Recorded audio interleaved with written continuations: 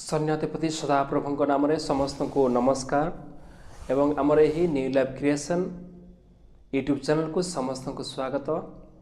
प्रिय माने पुरातन नियम रे प्रभुंकर दास दासी माने परमेश्वर को निकट रे अनेक प्रकार दान देउथिले आउ सेथि मध्यरु विशेषतः दशमांश दानटी को प्राय समस्ते जानी थांती, किंतु आमे देखिबा आज रे वीडियो रे 12 प्रकार दान। आज भिडियो रे 12 प्रकार दान दशमांश व्यतीत आउ 12 प्रकार दान पुरातन नियम रे लोक माने दान देउथिले से विषय आज माने शिखिबा।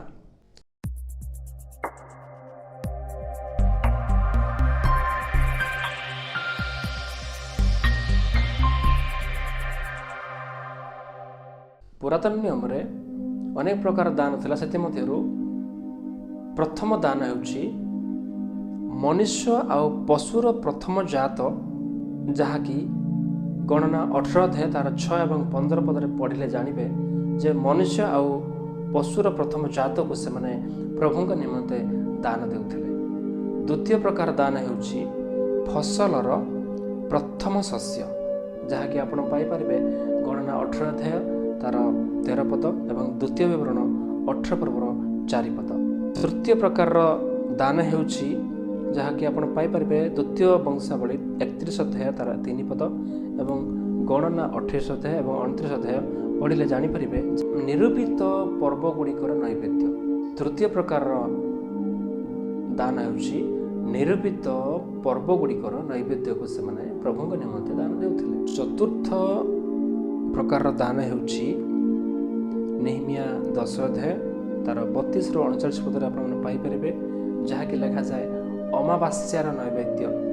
पंचम प्रकार नैवेद्य हेउची नेहमिया 10 पर्व तार 34 पदरे लिखा जाए काष्ठ नैवेद्य।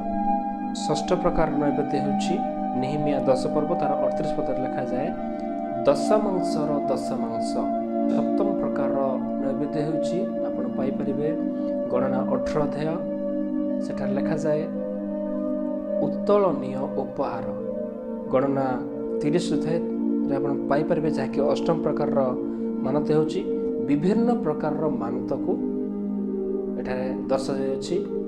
नवम प्रकार दान हेउची लेवी 22 पर्व तार 11 पद एवं एजरा 3 पर्वर 5 पद लिखा जाए स्वेच्छा दान।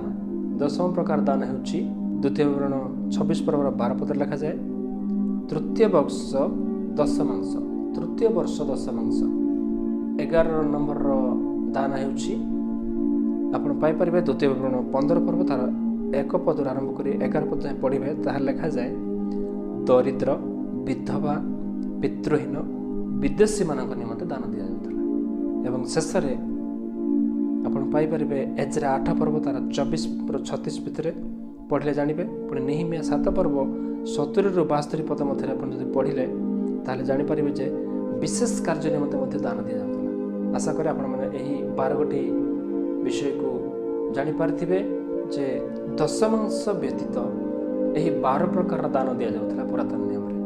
नूतन नियम रो द्वितीय करंती 9 पर्वर 6 एवं 7 पदरे एभले लिखा जाए किंतु एहा सत्य जे अल्प बुणे से मध्य अल्प काटिबो आउ जे प्रचुर बुणे से मध्य प्रचुर काटिबो।